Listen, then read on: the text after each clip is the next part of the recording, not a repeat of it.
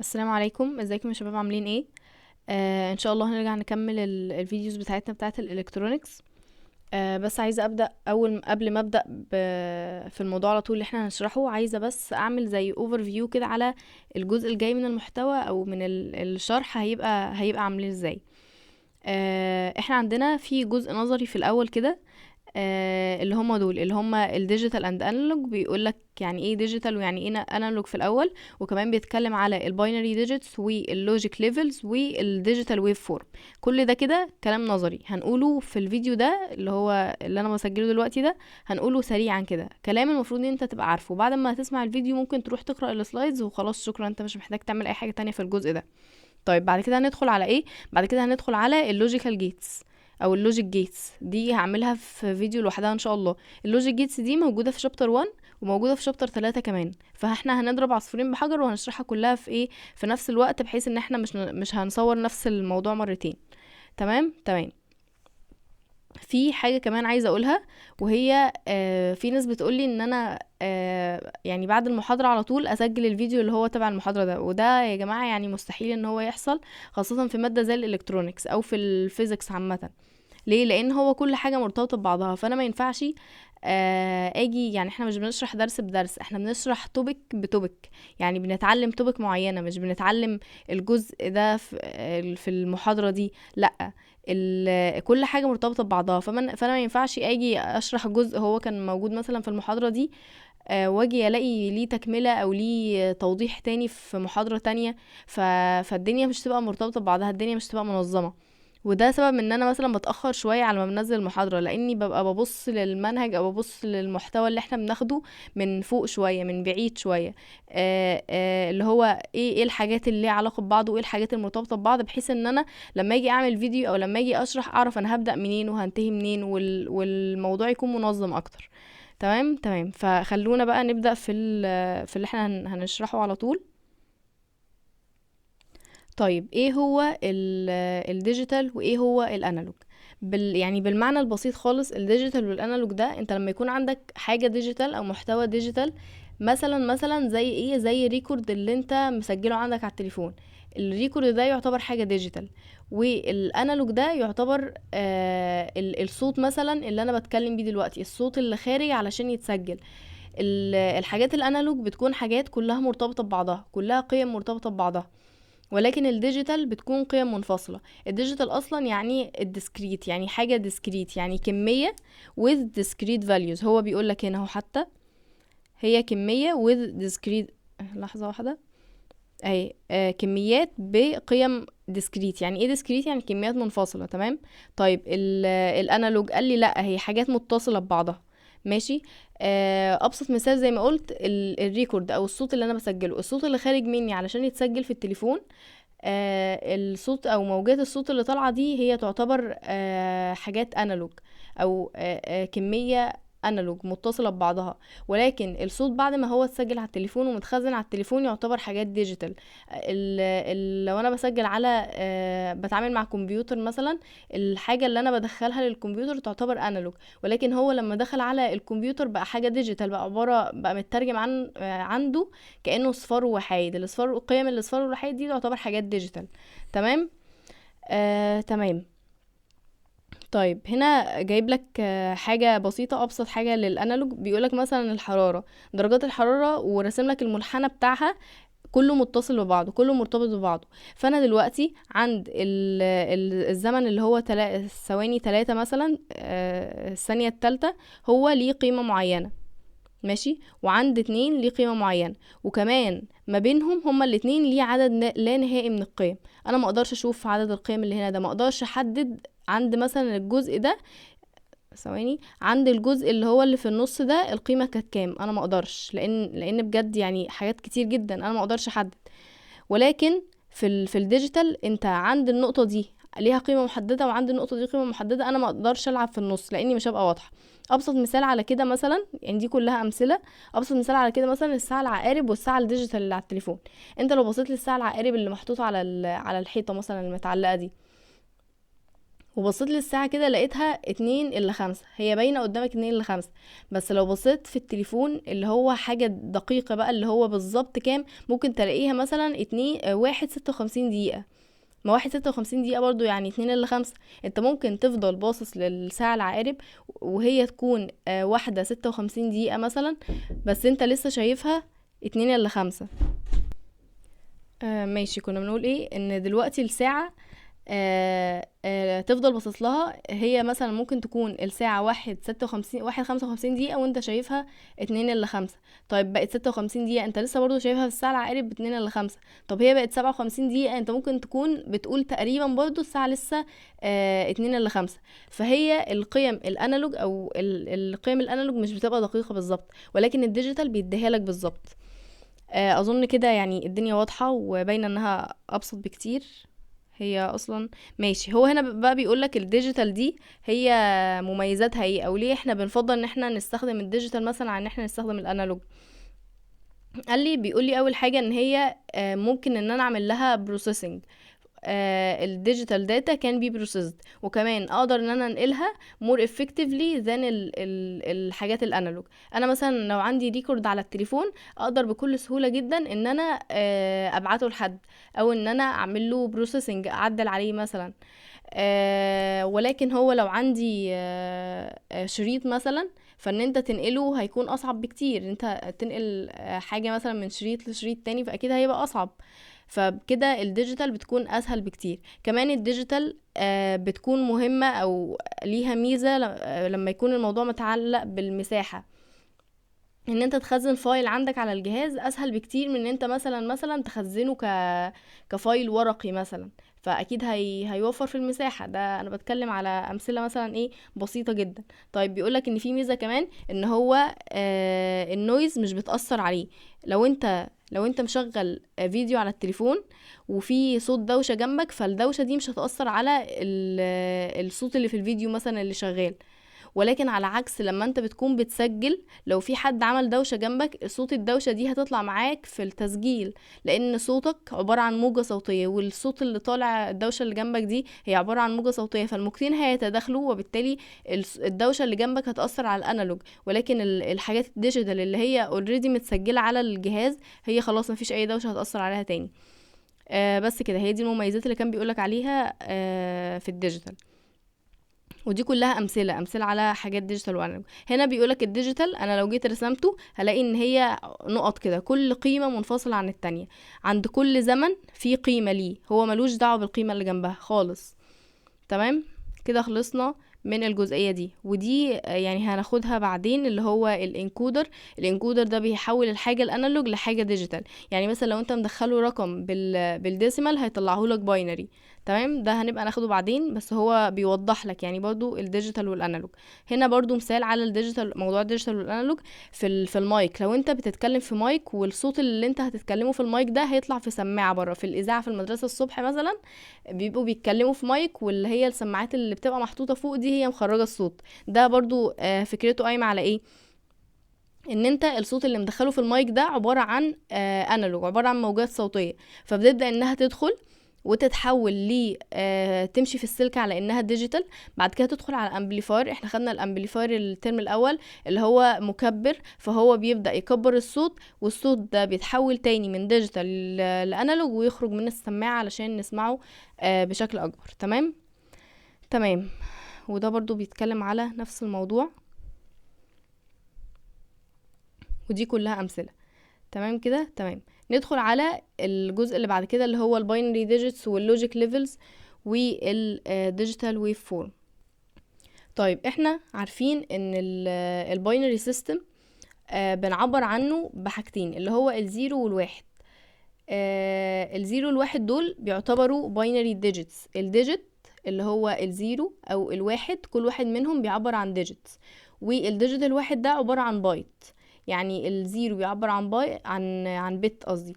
الزيرو بيعبر عن بت، والواحد بيعبر عن بت، فالدو ديجيتس عبارة عن 2 بيتس. تمام. طيب في الالكترونيكس بقى، البيتس دول البيتس دول او الزيرو والواحد دول بيعبروا عن ايه؟ بيعبروا عن جهود. ال1 ده عبارة عن هاي فولتج، والزيرو ده عبارة عن لو فولتج. طيب يعني ايه الكلام ده؟ لحظة. تمام. يعني ايه الكلام ده؟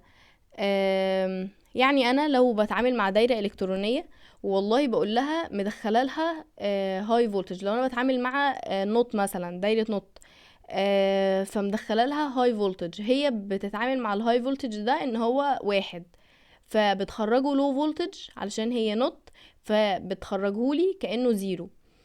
ولكن ده في الايديال سيستم او في الايديال سيركت، لو انا بفترض حاجات مثاليه. ولكن احنا في الواقع العملي الموضوع مش كده. في الواقع العملي عندي حاجه اسمها اللوجيك ليفلز. يعني ايه لوجيك ليفلز؟ قال لي ان اللو ده بيعبر عنه قيم معينه من الجهود، رينج معين من الجهود، والهاي ده بيعبر عنه رينج معين من الجهود. يعني ايه؟ خلينا نيجي هنا. يعني انا برضو لو بتعامل مع دايره، خلينا نمشي مع النط، ومدخله لها جهود من 2، تمام، من 2 ل5. فهي بتتعامل على ان لو هو الجهد 2، او لو هو الجهد 3، او لو الجهد 4، او لو 5، بتتعامل معاه على انه هاي، على انه ايه بالباينري، على انه 1. طيب لو هو داخل لها جهد من 0 لحد 8 من 10، فهي بتتعامل على ان لو الجهد 0، او لو الجهد 1 من 10، او 2 من 10، او 3 من 10 إلى 8 من 10، فهي بتتعامل معاه على انه لو فولتج. يعني كان بالباينري يعني 0. طيب لو القيمة ما بين الاتنين، لو هو من 8 من 10 لحد 1 من 10، فهو بالنسبة لها ده unacceptable. بالنسبة لها ما بتترجموش لحاجة وما بتتعاملش معاه أصلا. تمام. تمام. هو رسمها لك في المخطط ده. طيب يعني ايه ال VL minimum وال VL maximum ده؟ قال لي ان ال V يعني الفولتج، ال L ده اختصار للو، ومينيمم يعني اقل جهد بيبقى الدايرة بتتعامل معاه على انه لو، اللي هو كام؟ اللي هو 0. طيب ال VL max يعني اقصى جهد الدايرة بتتعامل معاه على انه لو، اللي هو كام بقى؟ اللي هو هنا 8 من 10. وهكذا مع ال VH minimum، يعني ال V high minimum وال V high maximum. دي كده اللوجيك ليفلز. تمام. تمام. الديجيتال ويف فورم ده الجزء اللي بعد كده. الويف او الموجة الديجيتال اللي هي داخله للدايره، مش بتبقى داخله، او بتبقى داخله شكلها عامل ازاي؟ بتبقى شكلها عباره عن بالسز. ايه هي البالس؟ اللي هي الجزء ده، اللي هي الشكل المستطيل اللي طالع ده. تمام. فبيبقى بالنسبه لها الجزء الويف لما هي بتبقى طالعه كده اسمها positive going pulse. يعني ايه positive going pulse؟ يعني اتجاهها او موجة موجبة، بتبقى من اللو للهاي، بتتحول من اللو للهاي. والجزء بتاعها اللي هو الايدج او الحرف اللي طالع ده، لو هو ماشي من اللو للهاي فهو اسمه rising edge. طيب لو هو من الهاي لللو اللي هو الايدج ده اسمه فولينج ايدج. طيب ايه ليدنج وايه تريلينج ده؟ ليدنج ده اللي هو الايدج الاول اللي هو بيبقى عند الزمن الصغير، يعني هنا عند التي 0 الايدج ده اسمه ليدنج.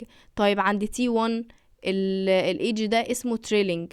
ملوش علاقة بالبوزيتيف او النيجاتيف. ليه؟ لان احنا لو جينا عن النيجاتيف بولس اللي هي جاية من الهاي لللو، هنلاقي ان احنا برضو اللي عند الزمن 0 هو ليدنج، واللي عند الزمن 1 هو تريلينج.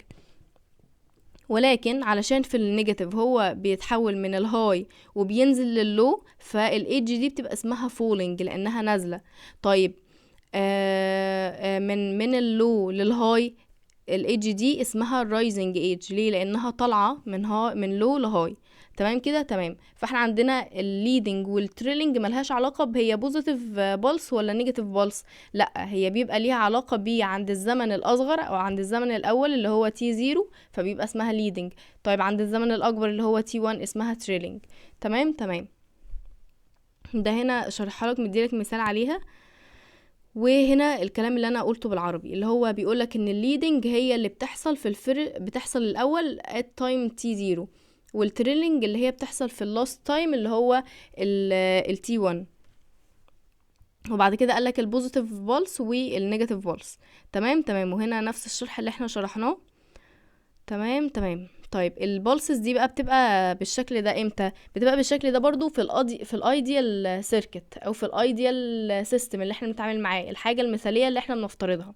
وبيقول لك بقى ان الرايزنج تايم او اللي الوقت اللي الموجه بتتغير فيه من لو لهاي، والوقت اللي الموجه بتتغير فيه من هاي للو، قالك ان هو في الوضع المثالي قالك ان هو زيرو تايم. وده طبعا حاجه مش منطقيه، مفيش اي حاجه بتتغير في الدنيا او مفيش اي تغير بيحصل في الدنيا في زيرو تايم، لازم يكون في وقت حتى لو وقت قليل جدا. فبيقولك بقى ان في الواقع اصلا البولس بيبقى شكلها عامل كده، بيبقى فيه وقت للرايزنج تايم او بيبقى فيه رايزنج تايم وبيبقى فيه فولينج تايم. والرايزنج تايم ده مش شرط ان هو يكون قد الفولينج تايم ده، مش شرط ان الوقت اللي هي اتحولت فيه من لو لهاي يبقى هو نفس الوقت اللي اتحولت فيه من هاي للو، حتى لو نفس البلس. وبالتالي عندي رايزنج تايم اقدر احسبه وعندي فولينج تايم اقدر احسبه. طيب واللعبكه اللي فوق دي واللخبطه اللي هنا دي والجزء اللي تحت ده، قال لي وانا بحسب او انا بتعامل مع اي حاجه في الموجه انا ماليش دعوه هي اتغير فيها ايه، انا ببدا او بيبقى كل حساباتي من عند 10% لحد 90%، وهنا برضو من عند 10% لحد 90%. عايزه ابدا احسب الوقت بحسبه في الرينج ده، عايزه احسب اي حاجه هحسبها في الرينج ده. طيب انا بحسب ايه بقى في الموجه؟ قال لي ان انا عندي اول حاجه الرايزنج تايم والفولينج تايم. الرايزنج تايم او الرايز تايم اللي هو هنا ده اللي هو بيرمز له بالرمز تي ار. طيب انا بحسبه ازاي؟ قلنا بنحسبه من عند 10%، فبيبقى مديك مثلا هنا زي دايجرام او محاور وبيبقى عليها الارقام. فبتيجي تشوف عند 10%، عند نسبة 10%، بتقابل هنا قيمة مقدارها قد ايه، وعند 90% بتقابل هنا قيمة مقدارها قد ايه، وتبدأ تطرح القيمة دي ناقص القيمة دي علشان تجيب الرايس تايم. وكذلك هنا عند القيمة دي مقدارها قد ايه وعند 90% قيمة مقدارها قد ايه، وتبدأ تطرح ده ناقص ده علشان تجيب الفول تايم. ومش شرط الاتنين يبقوا قد بعض. تمام. طيب في حاجة، وده طبعا الرايس تايم هو تايم فالوحدة بتاعته بالسكند، وما تنساش تكتب الوحدة علشان الدكتور قال حتى لو مطلع الناتج صح ومش كاتب الوحدة بتاعتك السؤال غلط. تمام، فركز قوي في الموضوع ده. طيب بعد كده عندنا في حاجة اسمها الامبليتيود. ايه هو الامبليتيود ده؟ قال لي هو اقصى قيمة الويف بتوصل عندها. طيب محدش يقول لي هنا احنا بنتجاهل كل اللخبطه ده، انا ممكن اجيب صوره اوضح من دي. لو جين هنا مثلا للصوره دي، هو هنا لغى كل الجزء اللي فوق. ماشي. طيب لغى مش عارفه اكتب هنا في الصوره، مش مشكله. هو هنا لغى كل الجزء اللي فوق ولغى كل الجزء اللي تحت اللي بعد 90%، وبدأ ان هو يحسب الامبليتيود عند اخر جزء هو عالي فيه. وهو اصلا في الشيت مثلا او في الاسئله هيجيبها لك كده، مش هيجيب لك فيها اي خزعبلات من فوق ولا اي حاجه، هيجيبها لك بالشكل ده. فهتشوف اعلى قيمه وصل ليها وهو ده الامبليتيود بتاعك، ووحده القياس بتاعته بالفولت. خلينا نروح للفايل بقى. وحده القياس بتاعته بالفولت. طيب كده عرفنا الامبليتيود والرايس تايم والفول تايم. طيب في حاجه عندنا اسمها البالس ويتس. البالس ويتس ده عباره عن التايم اللي هو خده بالعرض، يعني او الجزء اللي هي خدته في الحته دي وهي ماشيه في الجزء ده، فاسمه البالس ويتس. والرمز بتاعه تي دي، يعني التايم اللي تي دبليو، عذراني يا جماعه، تي دبليو يعني التايم اللي هي خدته في الويتس. الدبليو دي اختصار للويتس. وبيتحسب ازاي؟ قال لي ان احنا بنيجي عند النقطة اللي هي 50% دي، وعند النقطة اللي هي 50% دي، وهو برضو بيبقى مديك هنا الارقام، فبتشوف عند 50% القيمة كانت كام، وعند 50% اللي هنا كانت القيمة كانت كام، وتطرح دي ناقص دي، فبالتالي بيبقى عندك البولس ويتس او التي دبليو. تمام. طيب دي الحاجات اللي احنا خدناها. قلنا التي ار اللي هو الرايس تايم، والتي اف اللي هو الفول تايم، وعرفنا الامبليتيود، وعرفنا البولس ويتس. تمام.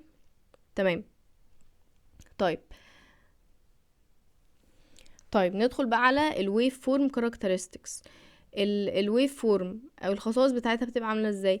الويف فورم بتترسم بالشكل ده، يعني بتلاقيها عباره عن مستطيلات ورا بعض كده. ماشي. طالما في تتابع من البالسز كده فبيقولوا عليها، ممكن يقولك عليها بالس ترين. فما تستغربش لما هو يقولك في البالس ترين دي، او هو يسألك ممكن اقول على دول بالس ترين ولا لا، فاقول له عادي بنقول عليها بالس ترين، مش مشكلة. وفي بقى عندك ويف فورم بتكون بريودك، وويف فورم نون بريودك. يعني ايه بريود اصلا؟ يعني التي اللي هو الزمن الدوري بالعربي، ماشي. فمعنى ان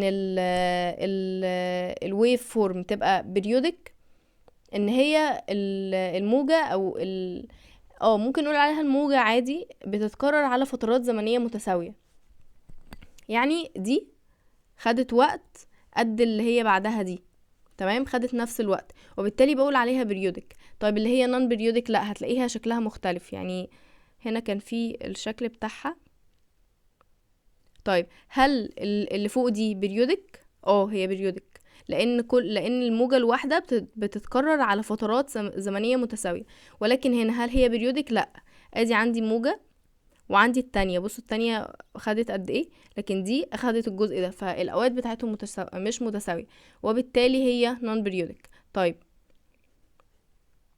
اللي بتبقى بريودك دي بيكون طبيعي ليها بريود، بيبقى ليها زمن دوري اللي هو تي. طيب وطالما ليها زمن دوري يبقى هي ليها فريكونسي، يبقى هي ليها تردد، لان اصلا الزمن الدوري مقلوب التردد، والتردد مقلوب الزمن الدوري. يعني احنا عندنا التي بتساوي 1 على الفريكونسي، والفريكونسي بتساوي 1 على التي. البريود اللي هو الزمن الدوري بيتقاس بالسكند، والفريكونسي بتتقاس بالهرتز، ومتنساش الوحدات بتاعتك. تمام كده؟ تمام. اهو دي القوانين اللي احنا قلناها دلوقتي. طيب دي بقى قايل لك الوحدات، ان انت عندك الامبليتيود بيتقاس بالفولت، والبريود بالسكند، والفريكوانسي بالهرتز، والبولس ويتس اللي هو التي دبليو بيتقاس بالسكند، والرايس تايم والفول تايم. وفي عندنا حاجه اسمها الديوتي سايكل. ايه هو الديوتي سايكل ده؟ احنا ممكن نعرفه بالعربي كده علشان نفهمه. اهو الديوتي سايكل ده اللي هو لو احنا عندنا البولس بالشكل ده، او الويف بالشكل ده، فهي في جزء منها البلس اللي هو ده، وفي الجزء اللي هو تحت ده، لان هو في منه بوزيتيف وفي منه نيجاتيف. فهو عايز يعرف البلس الواحدة دي نسبتها قد ايه من كل ده، وبالتالي القانون بتاعها ايه؟ هو عبارة عن البلس ويتس. البلس ويتس ده اللي هو الزمن بتاع البلس الواحدة، اللي هو الجزء ده اللي هو تي دبليو، الجزء اللي هو عامل لك عليه سهم ده، على التي ده اللي هو الزمن بتاع الموجة كلها اللي هو ده. فهو عايز يعرف نسبة ده بالنسبة للكبيرة دي كلها، وبالتالي قسم البولس ويتس على البريود اللي هو الزمن الدوري، وضربه في 100% عشان يجيبوا نسبة مئوية. وبالتالي الديوتي سايكل الوحدة بتاعتها هي علامة في المية دي، بتبقى نسبة مئوية. تمام، دي كده كل الحاجات اللي انا اقدر احلها. ده نفس الشيء اللي انا اقدر اللي هو يعني يطلبها مني في الويف فورم. وغالبا بتجيلك بالشكل ده، يعني غالبا في الشيت هتجيلك بالشكل ده. تمام تمام. ده سؤال عليها. هو هنا جايب لك البيريود وعايز الفريكوانسي، فهتعمل مقلوبه عادي جدا، وبيسألك دي بيريودك ولا لأ، ودي طبعا نون بيريودك. تمام تمام. دي كلها أسئلة وبسيطة، يعني ممكن تبقى تشوفها. هنا الديوتي سايكل هنجيب الاول التي دبليو، او هو مديهولنا اللي هو البلس ويتس، لا مش مديهولنا. فالتي دبليو هنا مديك الزمن في الجزء ده بالملي سكند. طيب يبقى الجزء ده بكام؟ ب1 ملي سكند. طيب دي كلها بكام؟ ب10 ملي سكند. طب انا عايز البلس الديوتي سايكل، يبقى هقسم التي دبليو اللي هو ب1 على 10 في 100%، يعني الناتج في الاخر 10%. والفريكونسي 1 على البريود جبناه بكام؟ اللي هو 10 ملي سكند، وبالتالي فريكونسي 1 على 10 ملي سكند، فهيديك 100 هرتز. تمام تمام. ده التايمينج دياجرام. يعني ايه تايمينج دياجرام يا جماعه؟ يعني بالظبط كانه بيقارن موجتين ببعض، يعني بيشوف الموجتين دول لما يمشوا مع بعض الناتج بتاعهم هيبقى ايه. هنا مثلا قارن اللي هو ده بايه مثلا، وهيشوف هو هيخرج له ايه. يعني عند الوقت ده المعين ده، لما يدخل واحد مع واحد فهيطلع ايه في الاخر. على حسب بقى انا مدخل مثلا، لو انا مدخل اور مثلا وهنا 1 مع 1 فهيخرج ناتج 1. لو هو هنا 0 مع 1 ومع الأور فهيبقى هيخرج 1، وهكذا. يعني بيشوف عند الوقت ده الموجتين دول مع بعض طلعوا لي ايه، او بيقارن الاتنين مع بعض، وهنجيبهم تاني مع اللوجيك جيت ان شاء الله. طيب الداتا ترانسفير، علشان ننقل داتا عندنا طريقتين عشان ننقلهم. في عندنا يا اما تنقلهم سيريس اللي هو توالي، او تنقلهم بارلل اللي هو توازي. اني الافضل اللي هو البارلل. ليه؟ لان احنا عندنا اصلا فكرة الداتا ترانسفير ان انت لما بتيجي تنقل داتا بتنقلها بت باي بت. لو انت بتنقلها سيريال بتاخد بياخد الاول اول بت وينقلها، بعدها تاني بت وينقلها. لو انا بنقل البت الواحدة في سكند يبقى انا هنقل 10 بت في 10 سكند. لو انا بنقل البت الواحدة في 2 سكند او في ثانيتين هنقل 10 في 20 ثانية. يعني بضرب الاتنين في 10، بشوف انا عندي كام بت والبت الواحدة بنقلها في كام ثانية، واضرب الزمن بتاع الثانية الواحدة او بتاع البت الواحدة في عددهم، يعني 2 في 10. طيب لكن في البارلل انا بنقل كله في وقت واحد، بيبقى كل بت محطوطة في سلك ماشي. فانا بالتالي البت الاولى هتتنقل في السلك بتاعها ملهاش دعوه بحد، والبت التانية هتنقل في السلك بتاعها ملهاش دعوه بحد، وكأني بالظبط كده ممكن نقول بضغطة واحدة هيتنقلوا كلهم مع بعض، وبالتالي كلهم هيتنقلوا في نفس الثانية. فلو البت الواحدة انا بنقلها في ثانية يبقى كلهم هيتنقلوا في نفس الثانية، لان هما بيتنقلوا مع بعض في نفس الوقت. تمام. تمام. ده اليو اس بي، وهو مثال على السيريال، السيريال، النقل السيريال او النقل بالتوالي، اليو اس بي اللي احنا عارفينه كلنا. ماشي. ده سؤال على الموضوع ده، بيقولك ان انا عندي 8 بت ماشي، وجبت البت الواحدة اللي هو التي البيريود. البت الواحدة بتتنقل في قد ايه؟ لقيت ان هي بتتنقل في 10 مايكرو سكند. طيب انا عندي 8 بت، يبقى هنقلهم في كام؟ يبقى بتضرب ال8 في 10 فهيديك 8 مايكرو سكند. طيب ده في حالة السيريال. طيب لو عايز تنقله بارلل، قال لي ان هو هيتنقلوا في نفس ال1 سكند، لان البت الواحدة بتتنقل في لحظة واحدة. ده سؤال تاني. هو بيقولك البارل هتنقل في قد ايه، فلو البيت الواحدة بتتنقل في 1 سكند او في 1 مايكرو سكند يبقى كلهم هيتنقلوا في نفس ال 1 مايكرو سكند. ماشي. تمام. بقرأ بقى الحاجات دي. بعد كده هندخل على اللوجيك جيت. ان شاء الله هيبقوا في فيديو تاني، وبكده نكون خلصنا اللي احنا عايزين نقوله النهاردة. اتمنى تكون كل حاجة واضحة. وبس كده، مع السلامة.